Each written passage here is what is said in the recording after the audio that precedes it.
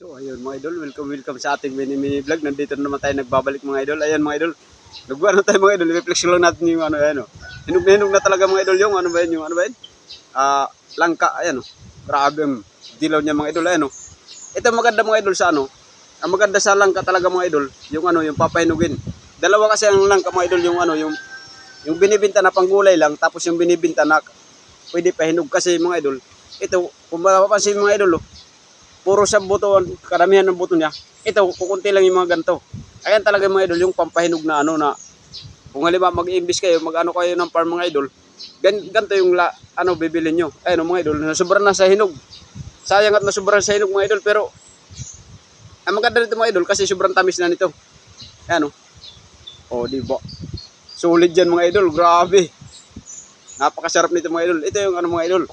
Yung ano mga idol, yung binibenta na langka na panggulay, hindi gaano maraming buto yun. Kaya ayan ang pagkakaiba. Kaya kung gusto mo mag-imbis mga idol ng ano, magtanim ng ano, mga langka, kung gusto mo mag-farming, ayan lang yung pipiliin nyo. Ayan mga idol. O, di ba? Grabe, sarap na ano. Nakapasarap na ng langka mga idol. Grabe ang tamis ng langka na to. Ito pinakamasarap sa langka na ganito eh. Talaga yung malalaki. Ito talaga yung ano, yung pinipili ng ano pag yung mga magpa-farm. Ito talaga pinipili yung ano, yung pampahinog talaga. Kasi ang mahal ng hinog nito. Ang bintahan niya yun per kilo na eh. Kaya ay mga idol oh.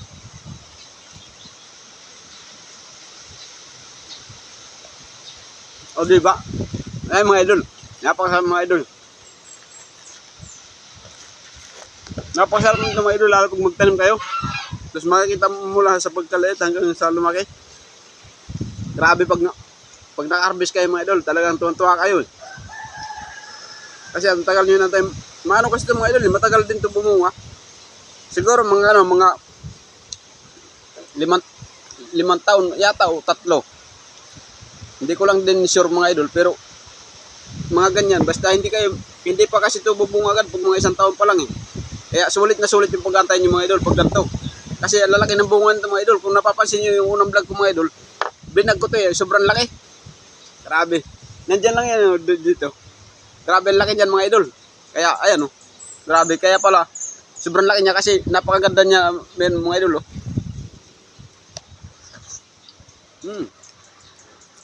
O diba? Solve na talaga mga idol. Pag ganitong kain, grabe, tapos kakainin pa sa ganitong kapaligiran. Kaya mga idol, kung mag-i-invest kayo, mag-PM lang kayo sa akin. Marami daw silang pantanim nito mga idol. Ayan ganyan mga idol. Kasi ano mga idol, yung ganito, inaano rin nila eh. Di ba yung mga ganito na buto? Inaano rin nila to, tinatanim din. Kasi anong mga idol, pag ano, pinaparami kasi nila to eh. Kaya marami silang pananim. Kaya kung gusto nyo rin mga idol, kung gusto nyo rin mag-invest sa mga ganito, ayan o diba? Kung gusto nyo rin mag-invest, para pagdating ng mga 3 taon o 5 taon, hindi ko lang sure mga idol, kasi hindi ako marunong dyan eh. Ang alam ko lang mga idol, ang kumain. Kaya, pero maganda talaga mga idol, mag-invest kayo ganito. Kasi, ano mga idol, pag hindi na kaya kainin, marami rin kasi bumibili. Pag malaman nila na marami kang ganito, talagang kayo na pupuntahan dyan mga idol. Kaya, pagdating ng mga 5 taon, wala na. Talagang, kusang bubunga na lang yan eh. Kunting ano lang yan, kunting linis-linis lang. Tapos spray aywan ko kung spray ba yan. Bubunga at bubunga na yan sila. O di may papasok na pera sa inyo kasi, pag halimbawa pag ganyan, ito nga dito sa kanila kasi kung kunti lang, sayang lang at kunti lang. Kung sabay-sabay sana mga idol na marami, di sana na ngayon. Di, oras na sana oras na ng harvest. Marami sana. Kung marami mga idol, hindi na kaya kainin, pwede na pambinta. Di okay sana. May pambinta na sana o di kwarta sana pagal. Kasi mga idol, nandito ka lang. Kasi kung sa bubunga yan sila eh. O di pag malapit na mahinog, na yan eh, tatanggalin na tapos hindi ko lang alam. Aywan ko lang kung ang pinipitas nito kung hinog na ba o papahinugin na lang. Kasi ito mga idol, dito lang nahinog eh. O, di ba? Napakaganda. Ang maganda dyan mga idol kasi pag ano, halimbawa pag mag-i-invest kayo sa ganito, ang puhunan mo lang dyan, seedling lang. Tapos, pag naitanin mo na, alaalaga ka lang eh. Tapos pagdating ng ano, ito ang maganda mga idol kasi hindi ka muna kailangan maggastos. Hindi tulad ng mga gulay na kailangan lagi may tao. Tapos laging may ano, laging may mga ano ba yun, pang-spray. Ito ang maganda rito mga idol kasi ano, papabayaan mo lang siya dyan, basta malinis lang siya, kusang lalaki na yan. Hindi kasi masilan, hindi tulad ng ibang tanim na masisilan. Ito talaga maganda sa mga prutas mga idol mag-imbis kasi kung mag-ano, pag prutas kasi yung anuhin mo, hindi na masilan masyado eh. Kasi ano, pag ano, mag-aantay ka lang yan ng bunga eh. Pag matanim mo na, tapos alagaan mo lang, bantay-bantay mo lang, linis-linis lang, ganyan lang. Tapos, aywan ko lang, baka isprayan din to. Kung i-sprayan, di isprayan mo. O diba, pag namunga naman yan mga idol, kaysa yan lalaki mga idol, talagang siguro mga may 10 kilo yata isang piraso. Pinakita ko yun dyan dati mga idol, diba? Pinakita ko yun sa unang video ko. Grabe lalaki. Kaya kung bawat isang puno mga idol, may bunga lang na 5 ganun. O di, kayo ng mga kahit 50 puno lang. Talagang paldo talaga mga idol. Kasi ang 50 puno, hindi mo na kaya kainin eh. Pag may nahinog, pag may bunga, hindi mo na kaya kainin eh. Kasi ito nga mga idol, ano, medyo isang hiwa lang yan na medyo hindi gaano kalakihan. Kaya hanggang ngayon, kinakain ko pa kasi kagahapon, hindi ko naubos eh. Ayan o.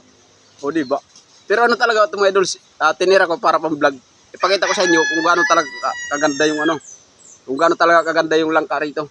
Ayan mga idol, binili lang din nila. Ito maganda mga idol kasi ano, nakita na natin yung puno niya tapos yung hinog niya nakita na natin. Kaya ang mangyayari sa buto na to, pag itinanim, ganun din. Walang iba dyan. Kasi kung anong bunga na tinanim mo dyan, kung anong klase, ano talaga yung mga idol, pambinta na pampahinog talaga, kailangan papahinugin. Kasi sobrang dami ng buto niya. Ayan ang palatandaan talaga mga idol sa mga pambinta na ano.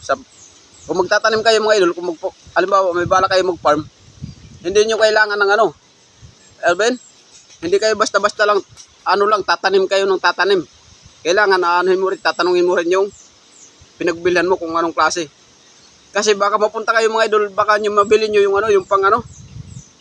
panggulay. Kasi yung mga panggulay mga idol talaga, may pambinta rin talaga mga idol na lang ka na panggulay. Pero hindi marami hindi marami yung buto. Ganito yung marami, ayan yung ganito. Ayan yung sa kanya, kukunti lang Kasi ang daming buto. Ayan talaga mga idol pag mga pampahinog. O diba, dagdag kalaman mga idol. Kung magustuhan nyo yung mga gantong vlog mga idol, kung nakaabot ka hanggang dito, pa-comment naman mga idol, tapos pa-share naman para malaman natin pa-comment naman kung taga saan ka mga idol para malaman natin kung hanggang saan umabot yung video na to. Ayan mga idol o diba, kasi kahit saan ka sa Pilipinas mga idol, pwede ka talaga magtanim. Lahat ng nasa kalupaan talaga yung Pilipinas. Kaya kahit nasa likod bahay lang mga idol, kung kahit pang kain-kain lang, magtanim kayo ng mga 2 o 5 puno, okay na yan mga idol. Diba?